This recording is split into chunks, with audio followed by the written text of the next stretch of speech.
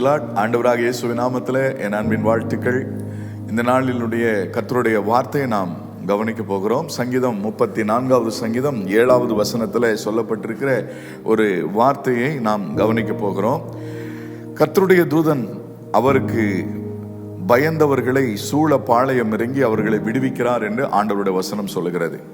என் அன்புக்குரிய தேவனுடைய பிள்ளைகளே, உங்களுடைய வாழ்க்கையில ஆண்டவர் தம்முடைய தூதர்களை வைத்து உங்களுடைய எல்லா விதமான இக்கட்டிலிருந்தும் ஆபத்திலிருந்தும் உங்களை விடுவிக்க அவர் நல்லவராக இருக்கிறார். ஒருவேளை ஒரு வியாதியாக இருக்கலாம், போராட்டங்களாக இருக்கலாம், கடன் தொல்லைகளாக இருக்கலாம், பலவிதமான இக்கட்டான சூழ்நிலைகளை நீங்கள் மாட்டி இருக்கலாம்.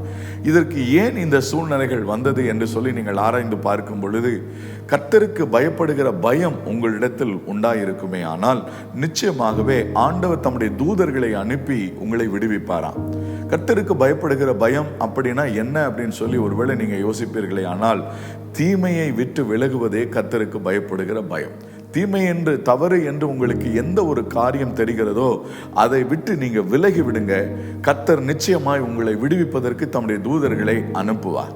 ஆமென். அன்புக்குரிய தேவனுடைய பிள்ளைகளே, நீங்கள் ஆண்டவராக இயேசு கிறிஸ்துவின் இடத்துல அடைக்கலம் புகுந்து, ஆண்டவரே நான் உங்களை நம்பி இருக்கிறேன், என்னை எல்லா தீமைகளுக்கும் விலக்கி காத்துக்கொள்ளும், என்னை விடுவியும் என்று சொல்லி நீங்கள் ஆண்டவரை நோக்கி ஜெபிப்பீர்களே ஆனால், ஆண்டவரிடத்தில் உதவியை கேட்பீர்களே ஆனால், சங்கீதம் 91வது சங்கீதம் 14வது வசனத்தில் சொல்லப்பட்டிருக்கிறது, என் நாமத்தை அவன் அறிந்திருக்கிறபடியால் அவனை உயர்ந்த அடைக்கலத்தில் வைப்பேன் என்று சொல்லியும் அவனை விடுவிப்பேன் என்று சொல்லியும் சங்கீதம் 91வது அதிகாரத்தில் இருக்கிற எல்லா ஆசீர்வாதங்களும் உங்களுடைய வாழ்க்கையில வந்து சேரும்படி ஆண்டவர் உங்களுக்கு உதவி செய்வாராக.